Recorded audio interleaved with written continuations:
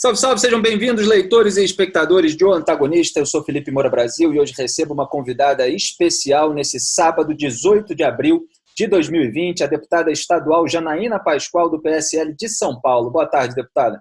Olá, Felipe. Tira esse deputada, por favor. Cumprimento aí todos os seus seguidores, seus espectadores.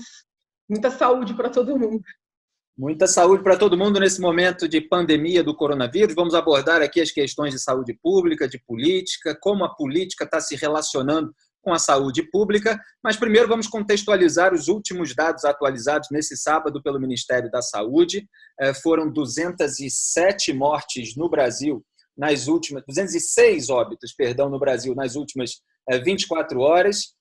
Nas 24 horas anteriores que tinham sido 217, então caiu apenas um pouquinho, oscilou para baixo, está variando aí na casa dos 200, né? Teve 204, depois 188, 217, agora 206, um total de 2.347 mortes, um aumento de 9,6%, esse aumento tem ficado aí nessa casa dos 10%, são 36.599 casos confirmados. A gente sabe que pode estar havendo subnotificação também. A taxa de letalidade é de 6,4%. Em 7 dias foram 1.224 mortes a mais, né? Um aumento de 108,9% em uma semana. E aqui em São Paulo tem 991 mortes registradas até o momento, com 13.894 casos. Então, esses são os dados nesse momento, sábado, dia 18. Deputada, como é que a senhora está ali? Eu tenho que tirar o deputado. Vou tirar o senhor, então, já que você me autorizou. Qual tem sido o seu trabalho durante a pandemia do coronavírus? A gente está vendo, e vai abordar esse tema aqui, vários assuntos do medicamento ao isolamento social temporário estão sendo muito politizados. E qual tem sido o seu trabalho para tentar trazer a discussão mais para o chão? Então, o meu trabalho começou antes, né? Eu, na faculdade, na faculdade de Direito, eu era responsável pela disciplina de biodireito, bioética. Então, eu sempre tive muito interesse, muita preocupação com essas questões. E desde que a crise começou, ainda na China, eu venho acompanhando de perto, seja por meio da leitura das notícias dos jornais internacionais, porque demorou muito para chegar na imprensa aqui também, né? Então, seja lendo diretamente nos jornais internacionais, seja acompanhando textos de revistas acadêmicas. The Lancet, por exemplo, tem publicado textos diários e eles estão fazendo um trabalho bastante solidário de deixar a revista disponível, outras tantas revistas também.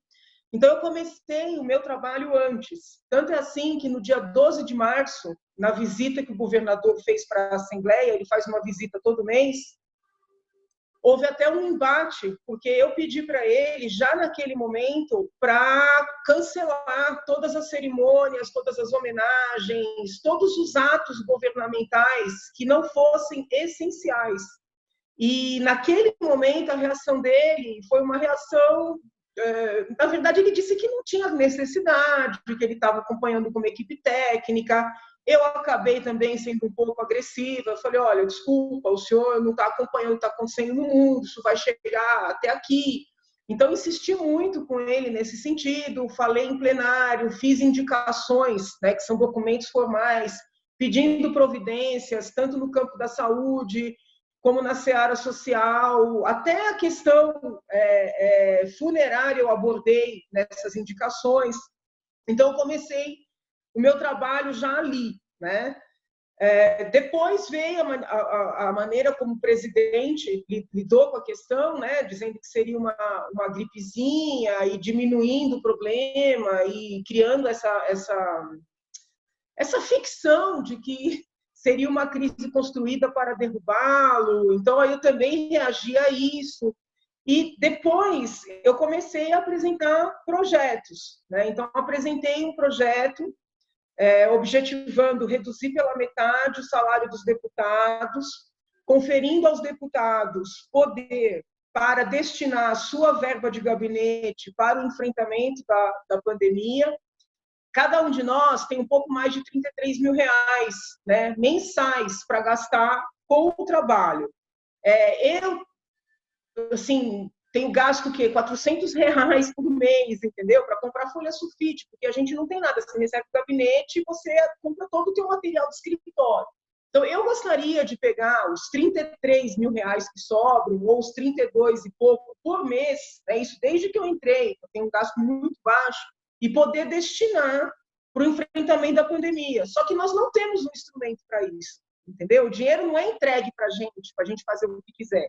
Se eu gastar, eu peço reembolso. E existem alguns gastos que podem ser feitos. Eu não posso pegar o dinheiro, doar numa UBS, por exemplo, ou doar para um centro de pesquisa e depois justificar. Então, o que eu pedi? Né, por meio desse só um parêntese, Janaína. Normalmente, em condições normais de temperatura e pressão, esse dinheiro de verba de gabinete que não é gasto, o que é feito com ele?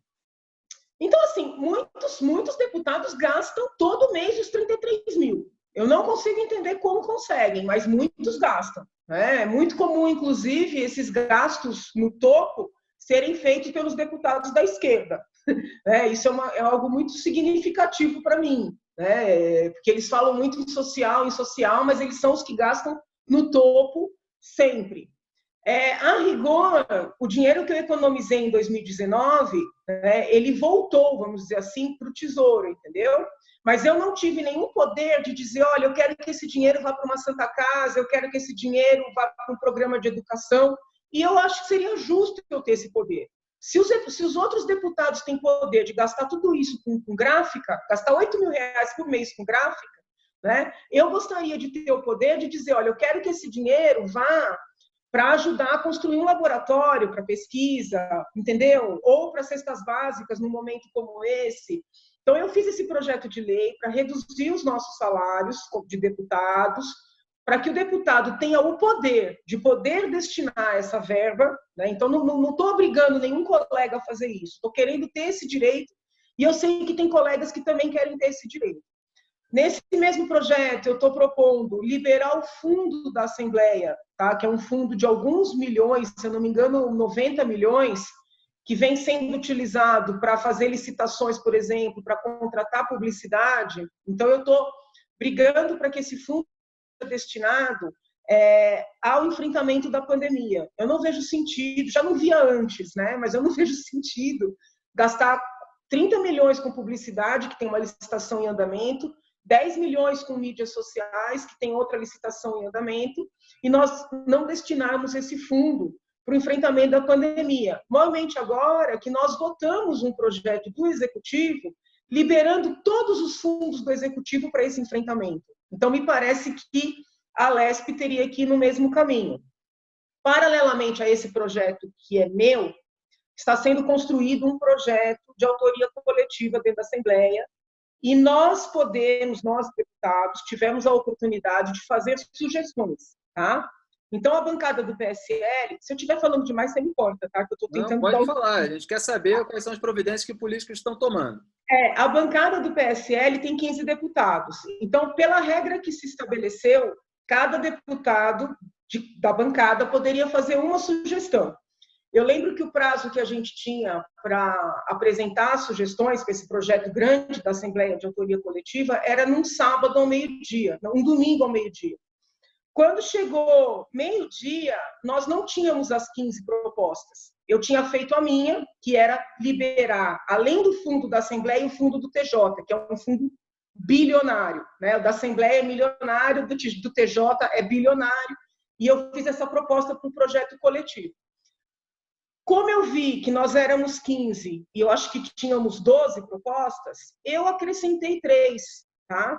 Acrescentei não poder aumentar salário de nenhum funcionário, não poder pagar benefício, retirar gratificações e só poder dar gratificação nesse período para as categorias que estejam diretamente ligadas a esse enfrentamento. Defesa civil, saúde, segurança pública, essa parte toda funerária.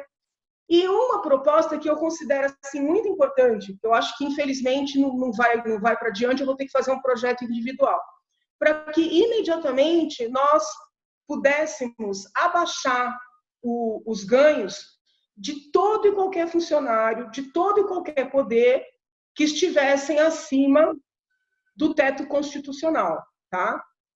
que aconteceu? O líder da bancada, que é o deputado Rodrigo Gambale, enviou as propostas com essas extras minhas.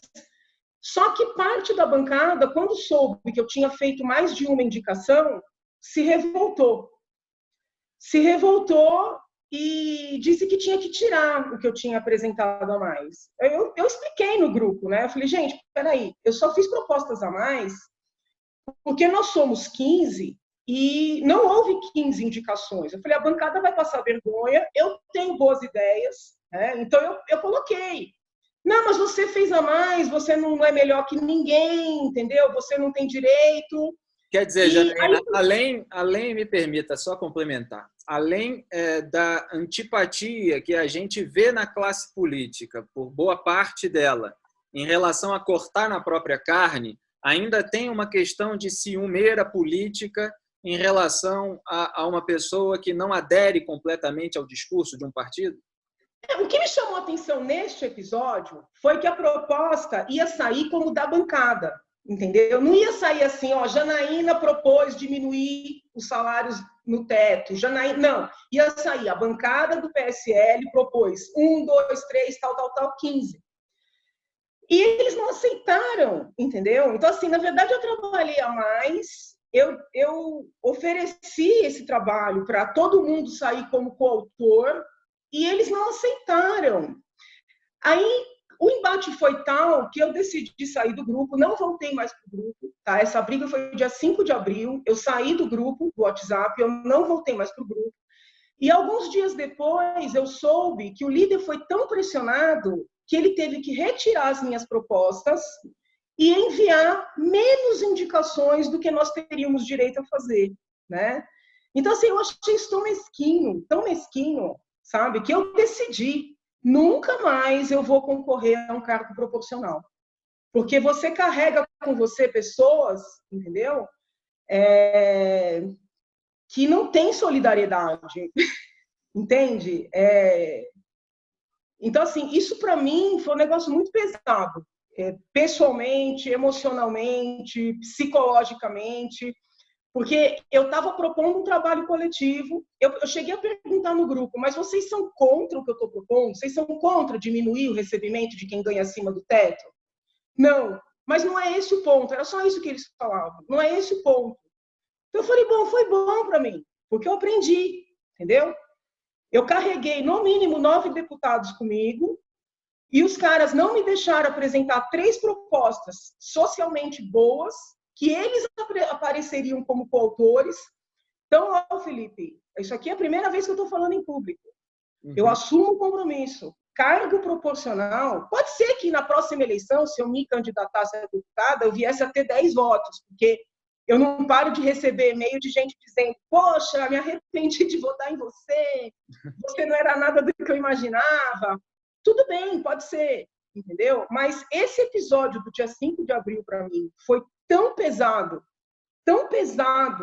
que eu tomei essa decisão de vida. Agora, eu não posso perder a deixa, então, Janaína. Se você não vai concorrer mais a um cargo do sistema proporcional, quer dizer, não vai se candidatar como parlamentar, está aí, na sua perspectiva, se candidatar a um cargo majoritário? Prefeitura, governo ou até a presidência da República? Não, a minha vida é uma vida muito... Eu sou uma pessoa muito racional, por um lado, muito estudiosa, muito ligada à ciência, mas, ao mesmo tempo, muito mística, entendeu? Eu me guio muito por sinais, sabe? Eu gosto muito de rezar, de esperar depois de sei lá, de um período de orações, um sonho.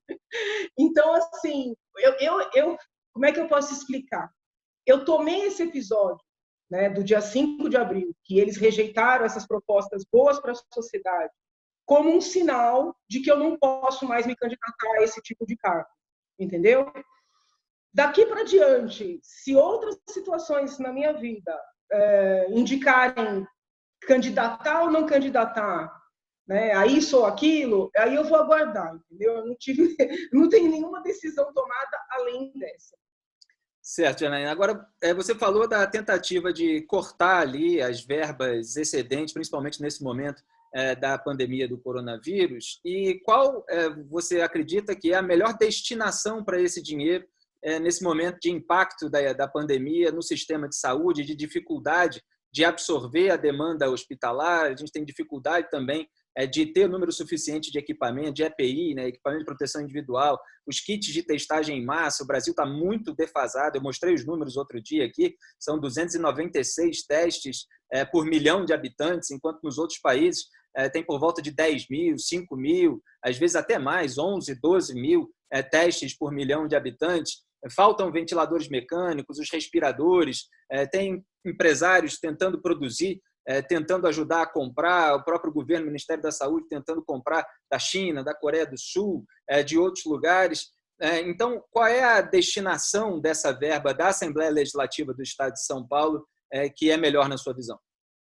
Então, eu tenho uma divergência com relação à política adotada tanto pelo governador como pelo prefeito, e nessa divergência não reside nenhum tipo de acusação nem desconfiança, não é isso, tá? É uma divergência. Eu entendo que no lugar de investir em hospitais de campanha, primeiramente, não que eles não sejam necessários, mas no lugar de, primeiramente, investir nos hospitais de campanha, eu entendo que seria o caso de investir nos equipamentos já existentes.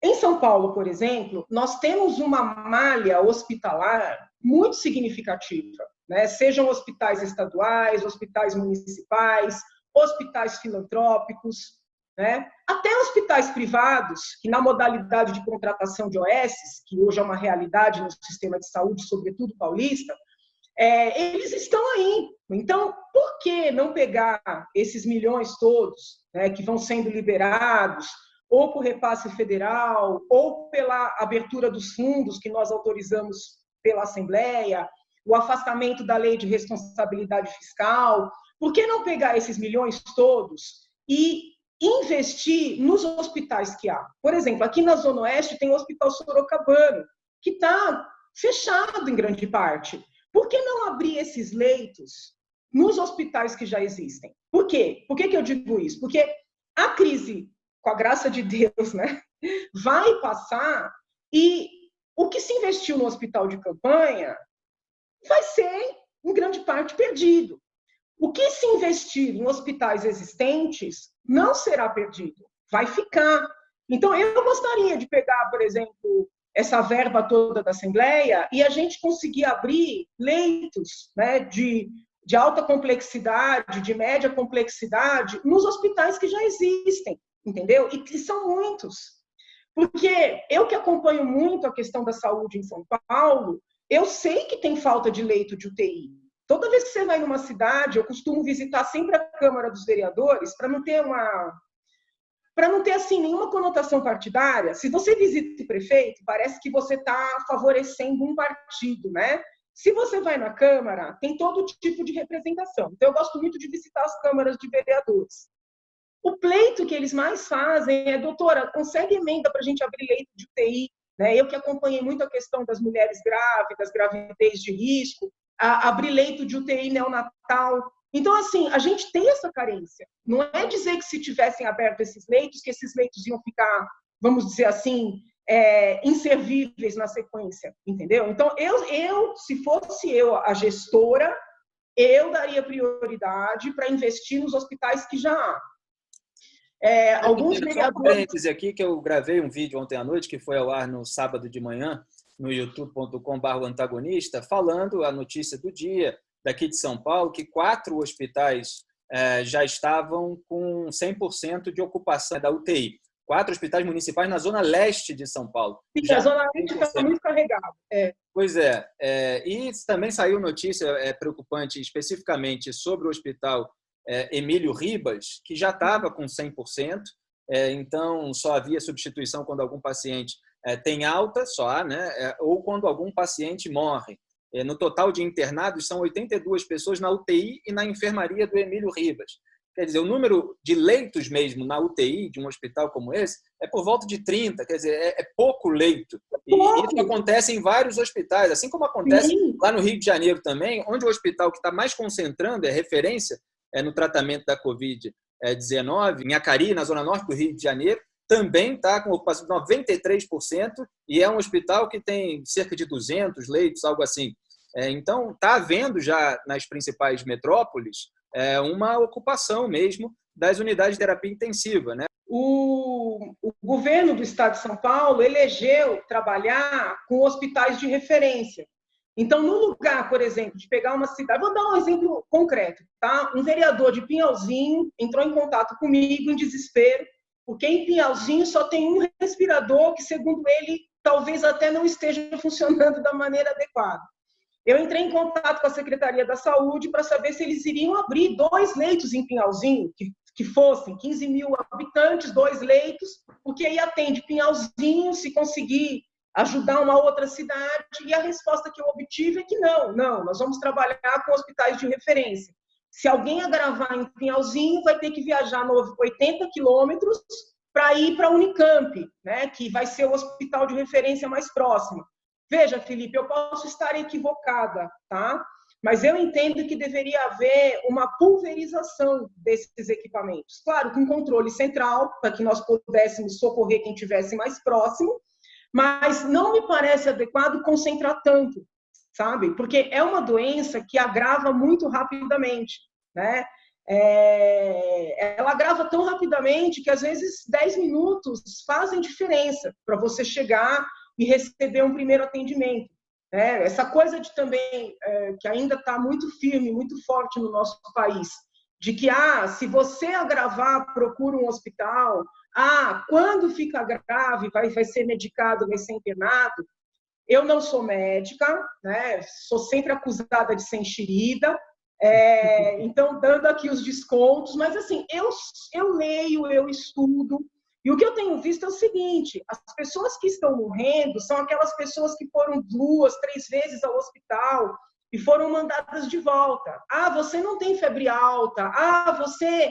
E a rapidez com que o pulmão, né, ele vamos dizer assim, abraçado por essa doença, e todo o comprometimento que ela traz para o sistema circulatório é algo que tem uma rapidez na evolução, entendeu? Uma agilidade. Então, me parece que se entrassem com um tratamento, ainda que seja a azitromicina, que é um antibiótico menos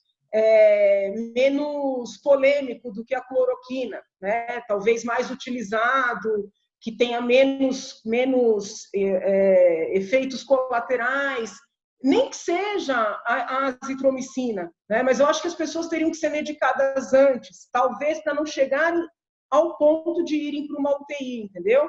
Então, eu acho que a gente está errando na linha de tratamento mesmo. E é bom deixar claro que os remédios, os medicamentos, eles precisam ser ministrados pelas autoridades médicas, né? Porque esse mesmo que você falou, um antibiótico. Azitromicina. Tem gente que é alérgico à azitromicina, né? Então, todos os cuidados, porque a gente vê a politização dos medicamentos e muitas pessoas podem ser influenciadas por essas recomendações de pessoas não especializadas e, no entanto, os médicos precisam avaliar conforme a necessidade individual. Esse remédio que só é vendido com receita, né? O que está me incomodando é porque, assim, eu gosto muito de acompanhar as fontes. Então, eu estou em contato com médicos, não só em São Paulo, tá?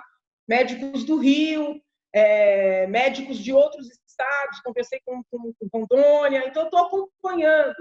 E o que está me incomodando é que as pessoas estão sendo mandadas para casa sem medicação. Elas vão ao hospital, como não tem teste, que foi um ponto que você bateu. Exatamente. Né? A pessoa não sabe exatamente o que tem toda a sintomatologia. Um outro erro que eu estou identificando: não estão fazendo tomografia. Tá? Não estão fazendo tomografia. A tomografia, no caso do Covid, ela é muito característica, porque quando a doença já está em evolução, formam-se uns tais de vidros foscos no pulmão, tá? E os vidros foscos, no caso do Covid, eles começam pela lateral. Então, isso é um sintoma muito característico. Os textos que eu venho lendo não são só textos de jornal, textos acadêmicos também.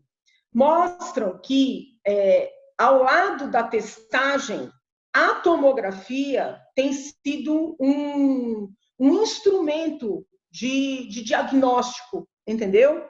E nós não estamos utilizando esse instrumento, a meu ver, da maneira adequada. porque as pessoas que estão sendo submetidas à tomografia são apenas aquelas pessoas que já estão internadas. Então, eu te dou um exemplo. Eu tenho uma amiga no Rio que está tentando fazer uma tomografia, pagando particular, e não consegue. Ela perdeu o paladar, perdeu o olfato, não consegue fazer o teste, conseguiu um pedido médico para fazer uma tomografia, está disposta a pagar particular e não consegue. Então, assim, isso é muito grave, na medida em que os textos acadêmicos já estão reconhecendo a tomografia como um instrumento de diagnóstico. E se essa pessoa está com Covid e, de repente, já tem 25% do pulmão, né, tomado pelos vidros foscos, quando isso passa dos 50%, a subida dos efeitos, a falta de ar é algo muito rápido, entendeu? Então, a gente está deixando de tomar essas providências anteriores. Eu tenho lido os estudos das pesquisas com a cloroquina, não vou entrar nessa polêmica, acho até que a polêmica é um pouco fake, sabe? Todo remédio tem lados positivos, lados negativos, tem efeitos colaterais, é da medicina. Quando você não tem um remédio definido, tentar alternativas é da medicina. Agora, quando um político abraça a cloroquina, né, como a panaceia, é meio que automático que aqueles que o odeiam, o abominam, tomem essa tal panaceia como um veneno, né? E a gente está perdendo muito desse debate.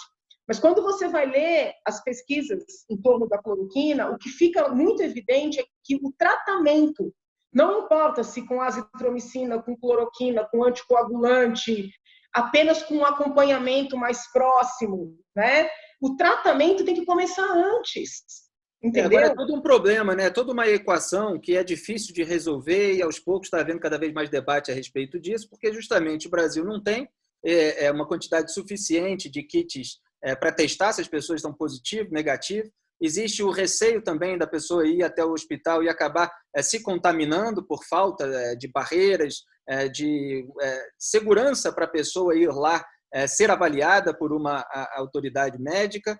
E aí fica essa recomendação de ficar em casa e só se tiver sintomas graves ir para o hospital, e aí quando tem já é tarde. Quer dizer, é uma equação bem difícil de ser resolvida. E tem um outro ponto, né? Você já sabe, mas foi muito, muito gentil, muito discreto, muito respeitoso, não publicou nada. Mas eu tive o Covid. Né? Hoje eu já sou IgG positivo. Para quem não entende, IgG positivo é aquela pessoa que já tem os anticorpos. Ainda não me sinto completamente recuperada, né? Por isso eu entendo quando as pessoas cobram os médicos que ficaram com Covid, por que eles não falam o que os curou? É porque ela é uma doença que castiga muito, entendeu? Então, assim, eu acho que ninguém que teve muito proximamente, a não ser que não tenha tido sintoma nenhum, ninguém que teve consegue dizer com tranquilidade, estou curado. Né? Ela tem um impacto físico muito grande. Então, o que aconteceu comigo? Né? Eu acho que é uma experiência importante. E agradeço a sua descrição, que me convidou para fazer essa entrevista antes, e eu não tinha condições. Fico feliz, Janaína, que você tenha dito em primeira mão aqui para o antagonista, e, obviamente, é um caso delicado, né? A gente não... Por que eu não divulguei? Primeiro porque eu queria estar em condições, né? Porque meu pai está isolado, meu pai e minha mãe estão trancados em casa, sei lá, 40 dias. Meu pai tem muita fragilidade de saúde, eu não queria que ele ficasse preocupado comigo, e se isso saísse, ele nunca ia acreditar, sempre ia achar que a coisa era pior. Mas o que aconteceu? Quando a Assembleia criou o sistema de votação virtual, então assim, Deus é tão bom para mim que eu fiquei doente quando eu podia trabalhar à distância. Né? Eu acho que Deus é tão bom para mim, porque assim, enquanto a Assembleia estava presencial, eu estava bem, brigando, né, para que as autoridades levassem isso a sério. Foi criar um sistema de votação virtual. Eu perdi, 2 dias depois, eu perdi o olfato e o paladar. E eu já vinha lendo os textos e identifiquei que poderia ser um sintoma. Mas aconteceu comigo isso que você disse. Eu falei, eu vou para o hospital? Está todo mundo dizendo, fique observando em casa, espere agravar. Falei, eu não vou para o hospital, porque se eu não tiver, como eu sou uma pessoa muito alérgica, eu falei, eu posso estar com o olfato comprometido, por força das minhas alergias, entendeu? Também a pessoa que trabalha na minha casa, eu pedi para ficar na casa dela, não dispensei, paguei o salário, a pessoa está empregada, mas está em casa. Então, eu comecei a mexer com muito produto de limpeza. Falei, bom, posso estar com alergia. Na dúvida, eu comecei a usar máscara, fiquei num cantinho mais isolado da casa. Dizer em isolamento absoluto, para uma mulher é difícil. Então, eu fiquei de máscara, você tem que cozinhar de máscara, você vai limpar de máscara. Eu usei muito amoníaco, né? Eu acho que isso é um dado que pode ter favorecido eu não contaminar a minha família. Mas, assim, eu passei 14 dias trabalhando à distância, participando de todas as votações, fazendo tudo que eu tinha que fazer na minha casa, no isolamento, sem febre, Felipe, sem febre. Cansada, com falta de fôlego, falava 5 minutos, economizava 4 horas de fala, inclusive internamente. Só que, assim, quando deu o 14º dia, que na minha cabeça era para eu melhorar, eu piorei num grau que eu achei que eu ia morrer dentro de casa. E mesmo nesse momento de piora absurda, eu estava com medo de ir para o hospital. Então, assim, olha o grau, né? Aí eu falei, gente, mas peraí, eu estou morrendo aqui. É melhor eu correr o risco de me contaminar e ir para o hospital para ser socorrida. Bom, eu fui para o hospital. Por que esse dado é importante? Porque eu cheguei no hospital e fizeram o PCR. Naquele momento ainda não tinha o IgG, que é esse teste mais rápido. Fizeram o PCR. Felipe, o meu PCR deu negativo. Aí eu falava, mas eu não estou aguentando de falta de ar. Aí fizeram uma tomografia. Me internaram por causa da falta de ar, fizeram uma tomografia e deram os tais vidros foscos, entendeu? Aí fizeram um exame. Quer dizer, o primeiro exame, Janaína, deu negativo. Então, a gente eu li notícias essa semana de pessoas que morreram e cujo primeiro exame deu negativo. Aí sempre fica aquela dúvida. Entre o primeiro exame e o segundo, será que contraiu? Ou será que já tinha, mas houve um falso negativo? Eu fui estudar isso aí também. O PCR é um exame, para que o pessoal entenda, existe um exame que diz se você já teve, que demonstra se você tem anticorpos, que é o tal do IgG. IgM, se der IgM é porque você está com a doença. Se der IgG é que você já teve e criou os anticorpos. Sim. O PCR, que foi o primeiro exame disponível no Brasil, ele não fala do IgG e do IgM. Ele só diz se você está com o vírus, entendeu? O que aconteceu? Eu fiquei em isolamento 14 dias. Quando eu fui para o hospital, o vírus já tinha, vamos dizer assim, me desgraçado. Mas ele não estava presente. Então, não é que foi um erro do exame. O exame mostrou aquilo que ele é apto a mostrar. O vírus está presente ou não está presente? O vírus não estava presente. Só que ele já tinha estragado uma parte do meu pulmão, entendeu? E comprometido uma parte da minha circulação, e eu não conseguia respirar. Então, eles fizeram a tomografia, eu já internada, e identificaram que aquela cara de tomografia de Covid estava presente. E no sangue, né, que é uma coisa que eu tenho até falado, testem o dedímero, tenho ligado para os médicos intensivistas, perguntando se eles estão testando o dedímero, que é um indicativo de uma tendência a uma grande coagulação do sangue, né? Um risco de trombose. Não sei se você viu, mas cientistas brasileiros identificaram que vários cadáveres estavam cheios de tromboses, pequenas tromboses dentro dos órgãos. Tá? Quando eu cheguei no hospital, eu estava com esse índice de tromboses alterado. Então, eu precisei tomar anticoagulante. Entendeu? Fiquei 2 dias tomando anticoagulante, tomando azitromicina, tudo com indicação médica, não estou ensinando nada para ninguém. O anticoagulante é um tratamento que tem riscos de hemorragia, então tem que ser administrado dentro do hospital. Aí eu saí.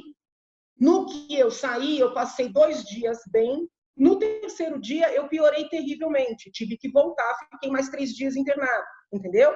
Então, assim, toda essa fase de sofrimento intenso, né, tirando a fase do isolamento, mas essa fase de risco de morte, ela foi num momento que o vírus já não estava mais no meu corpo. Consegue entender? Claro. Aí chegaram os testes IgG e IgM. Quando eu fiz esse teste, diagnosticou que eu já tenho IgG, entendeu? Uhum. Então, por que eu estou batendo nessa tecla? Porque eu acredito verdadeiramente, por tudo que eu tenho lido, por tudo que eu tenho acompanhado, e agora, pela minha situação concreta, que os números estão abaixo da realidade. Né? Tanto é que eu já estava até no hospital, gente me mandando WhatsApp sem saber que eu estava no hospital. Não, porque o governador está fabricando morto, esses números estão superfaturados. Eu falava, gente, não é nada disso, tem pouco exame, os exames que são feitos às vezes dão falso negativo. Eu não queria ficar, sabe, contando drama pelo WhatsApp, eu não tinha nem força para isso. Então, assim, eu tenho a convicção de que os números são maiores, tanto em pessoas infectadas, mas também nos mortos. Me parece que a gente tem que se pautar mais pelo aumento no número de mortos e pelo aumento no número de mortos pela síndrome respiratória grave. Lembrando que essa doença é tão capciosa que ela não pega só o pulmão, ela pega outros órgãos. Né? Por exemplo, se eu não fosse ao hospital, provavelmente eu teria morrido. Acho que não do pulmão, mas de um infarto por causa da circulação, entendeu? Então, assim,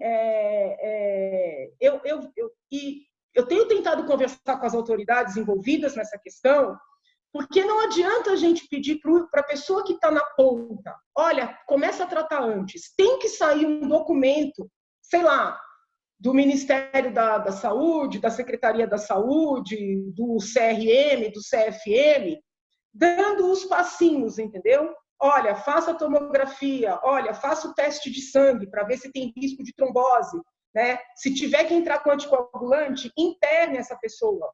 Se eu não tivesse recebido os anticoagulantes, provavelmente eu teria que ter ficado na UTI.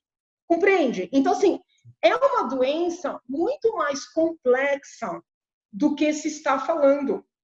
Né? É uma doença muito mais complexa. Né?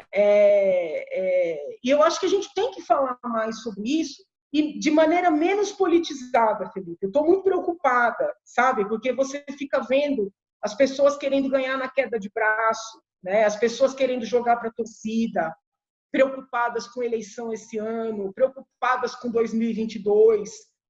Eu venho falando isso há muito tempo, hoje falo ainda com mais legitimidade. Ninguém sabe quem estará vivo em 2022.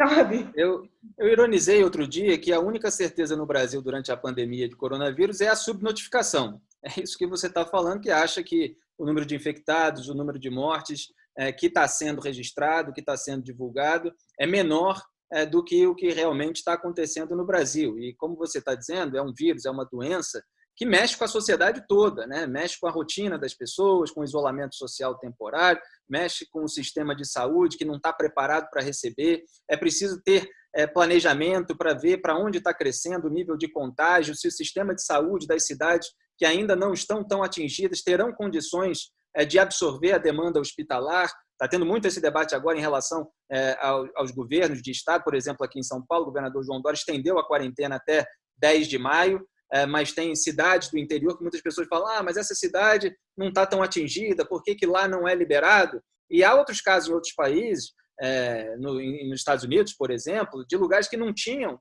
foco nenhum e, de repente, entrou um foco ali e aumentou de um modo avassalador o impacto no sistema de saúde. Então, é uma discussão diária, de avaliação permanente, de até quando a gente vai nessa prudência e como relaxar as medidas restritivas de um modo calculado.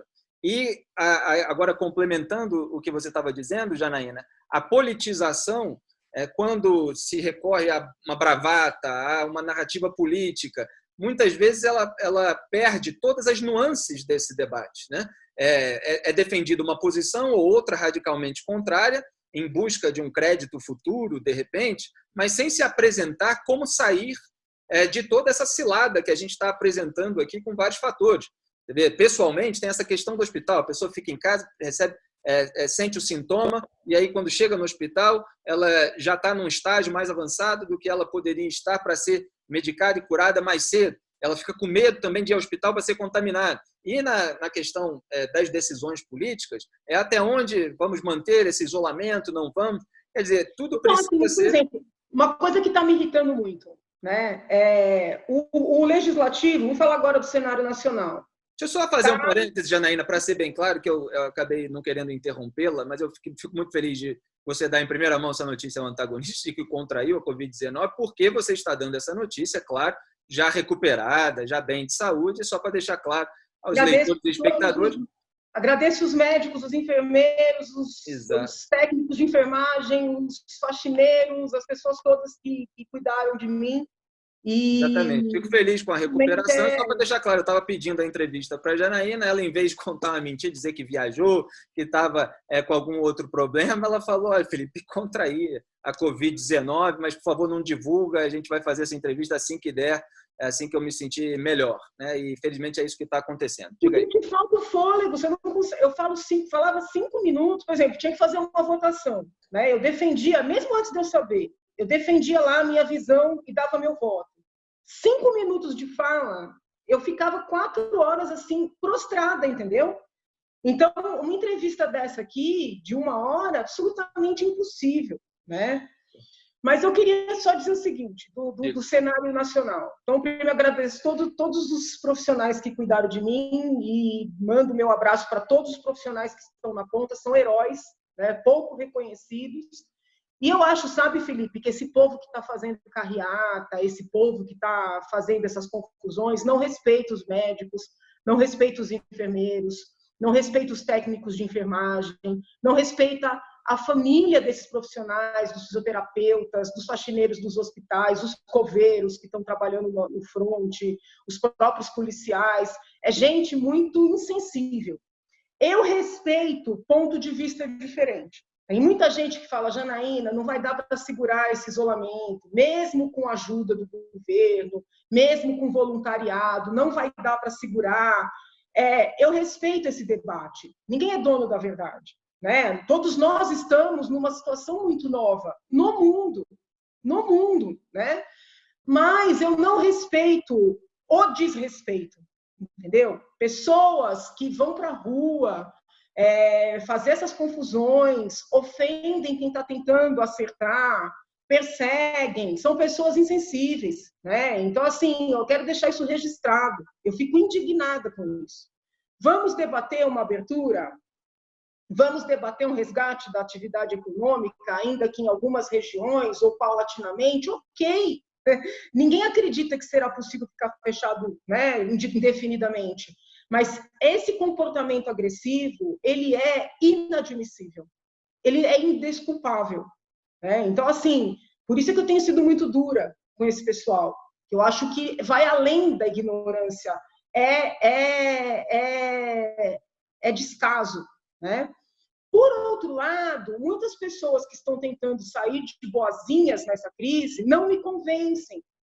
Né? Então, por exemplo, eu não me convenço com o Rodrigo Maia, nem com o Davi Alcolumbre, que ele próprio vivenciou a doença. Não sei se ele desenvolveu sintomas, como eu desenvolvi, mas eu não me convenço, porque eles poderiam. Eles ficam só dizendo que vão fazer o governo, o poder executivo liberar, pagar, né? Desvirtuaram aí o plano do Mansueto, que pode ter um impacto muito negativo, né, para o país no futuro próximo, mas eles não fazem o que está ali ao alcance deles. Eles não reduzem esses super salários, eles não reduzem sequer ao teto constitucional os ganhos nos vários poderes. Não pode, Felipe, gente ganhar 100 mil reais de dinheiro público. Ah, mas é lei, é direito adquirido. Para ser adquirido tem que ser direito. A Constituição Federal é clara, existe um teto. Então, assim, eles poderiam fazer isso de imediato, sem discussão. Fundo eleitoral de 2 bilhões de reais. Eles poderiam destinar o fundo eleitoral, o fundo partidário, que é uma excrescência, entendeu? Tem muita gente vivendo de fundo partidário ad eternamente. Não dá. Então, assim, eles não me convencem, porque eles têm o que fazer, eles têm como fazer e eles não fazem. Nesses dias, o Alcolumbre está instituindo sigilo em torno de viagens e gastos do Senado. O ministro Toffoli acabou de instituir sigilo em torno de gastos no Supremo.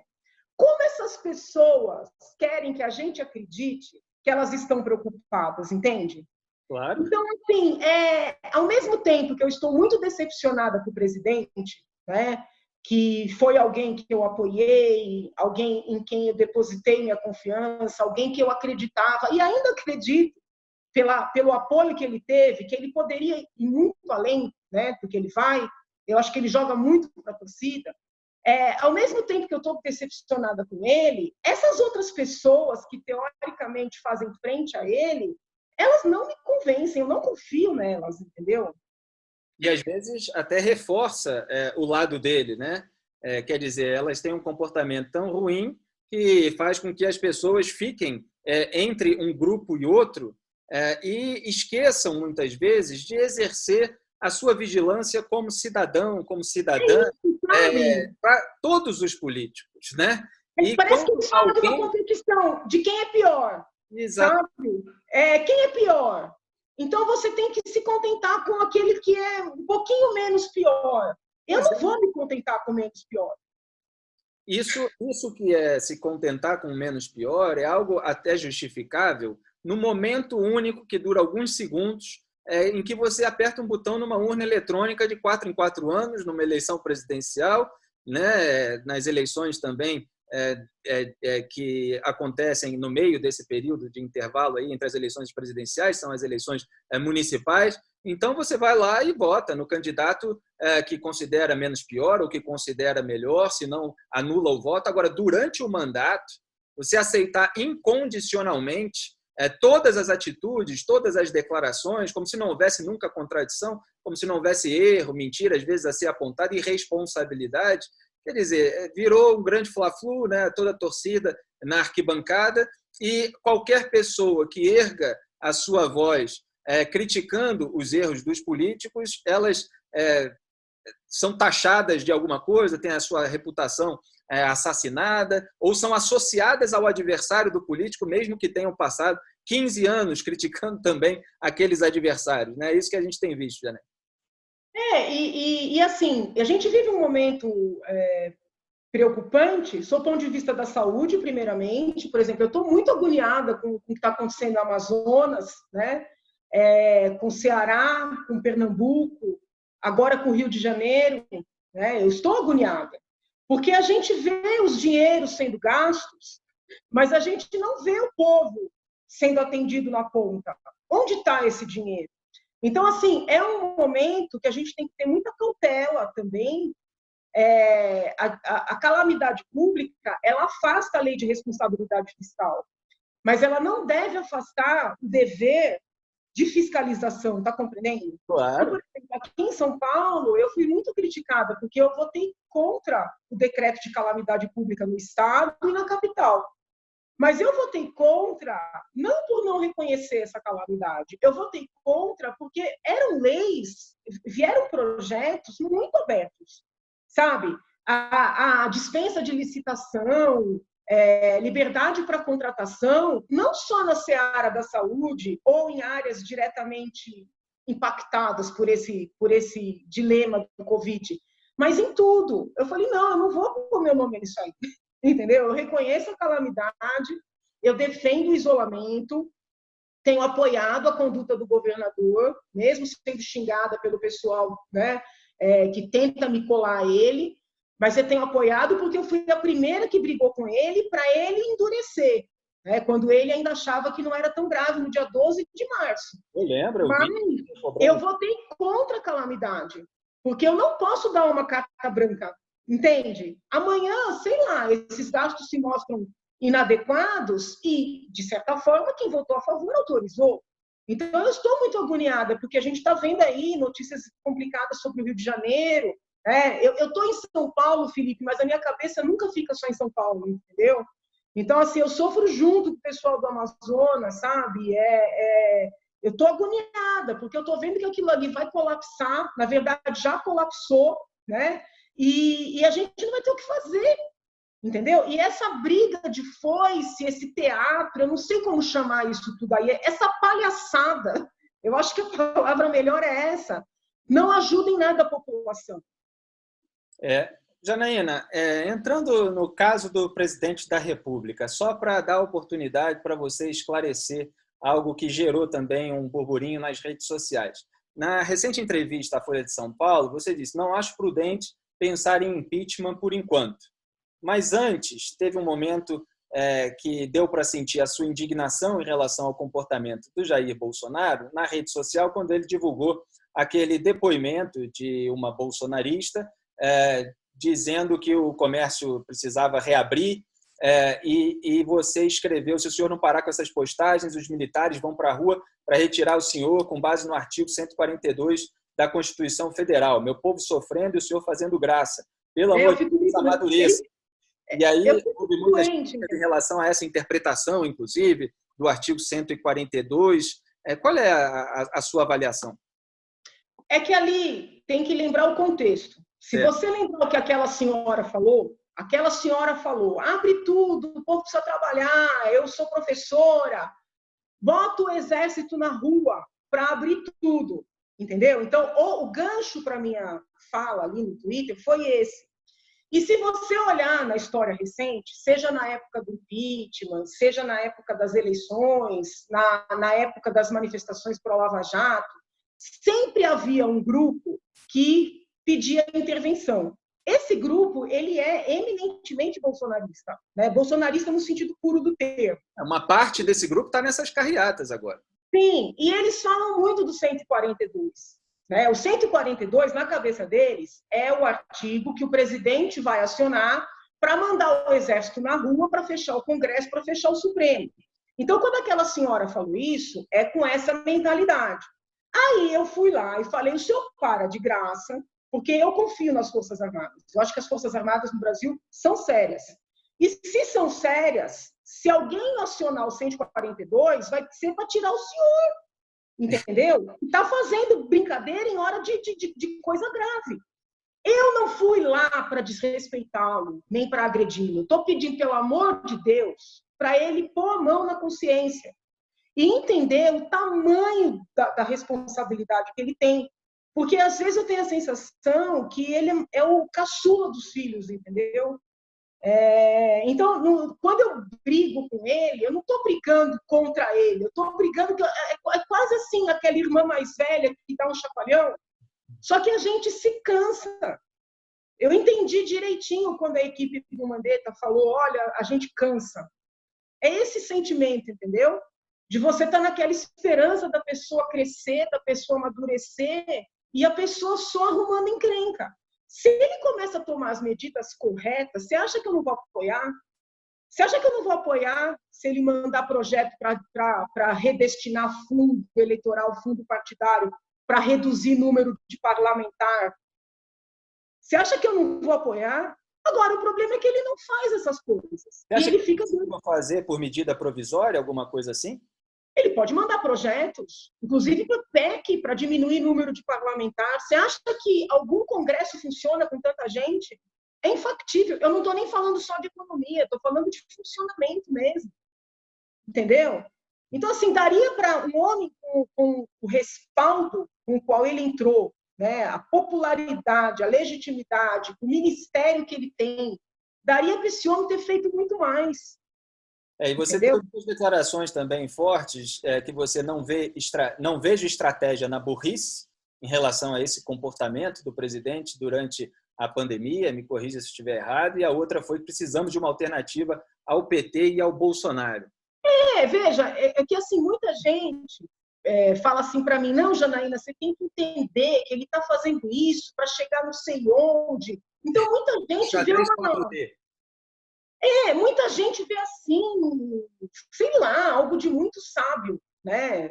Eu não consigo ver, para mim é uma grande burrice, entendeu? Porque ele poderia estar liderando esse movimento, até para coordenar a reabertura em alguns locais. Veja, reabrir alguns locais não é ruim. A gente pode avaliar a evolução dos números, pode comparar onde está tudo fechado. Como eu disse, Felipe, é uma experiência nova para o mundo todo. Todos nós estamos inseguros sobre quais passos dar, entendeu?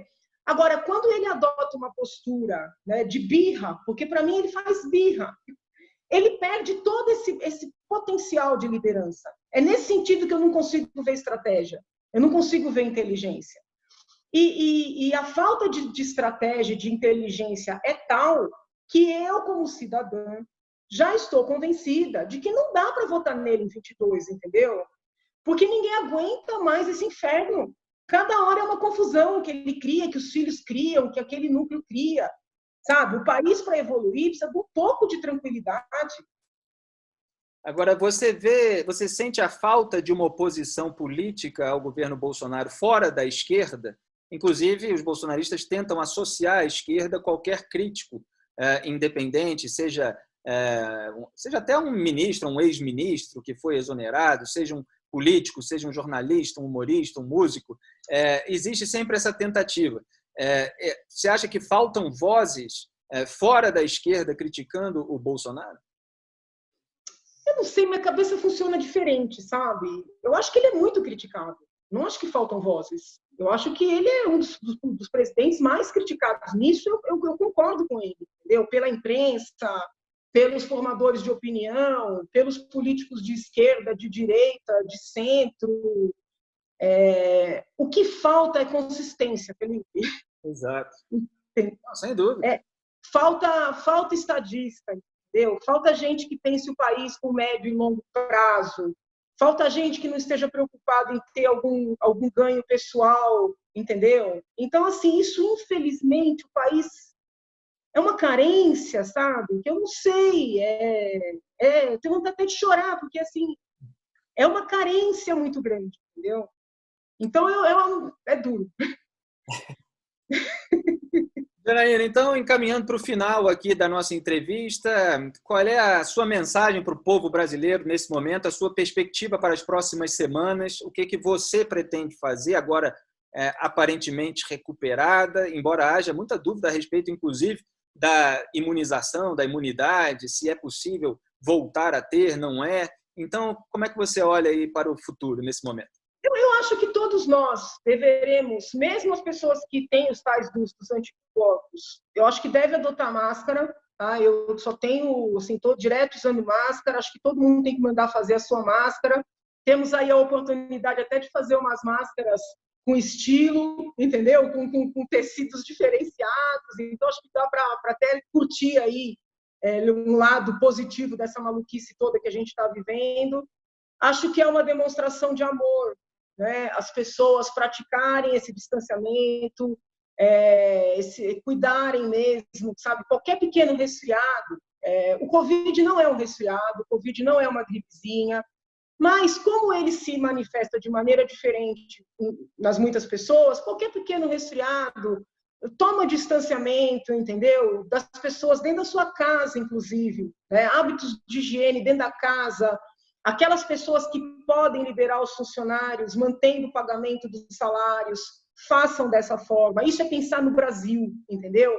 Aquelas pessoas que podem pagar suas contas, porque eu fico muito chateada quando eu vejo assim, não, vamos cancelar pagamento de mensalidade escolar, cancelar pagamento de aluguel, cancelar pagamento de contas, de água, de luz, de telefone e assim por diante. Ok, para aquelas pessoas que não têm condição de pagar. Então, o que eu estou pedindo para aquele brasileiro que ama o seu país? Se você tem condição de pagar, pague, sabe? Se você tem condição de manter os funcionários, mantenha. Se você não precisa dos R$600, não pegue os R$600. Então, assim, existem coisas, Felipe, que estão além, sabe, do que a lei diz, do policiamento, é o comprometimento pessoal, entendeu? Eu vejo essa doença como um chamado para a humanidade, sabe? Ela é uma doença que atinge a todos. Não adianta você ter dinheiro, você não vai conseguir comprar o ar, entendeu? É muito duro você não conseguir respirar, é como se tivesse um caminhão em cima do peito. Eu digo que passei esses dias por isso. Então, assim, eu não entendo essas pessoas não crescerem nesse momento, sabe? Então, assim, é um momento de doação para o país. Então, é isso que eu estou pedindo. No lugar de entrar em briga, em agressividade, né, aumentar essa onda negativa, energética negativa que a gente já está vivendo, depende um pouco de cada um construir o positivo, entendeu? O que eu posso fazer, sabe? Então, assim, eu tenho ouvido alguns comentários que estão me agredindo muito.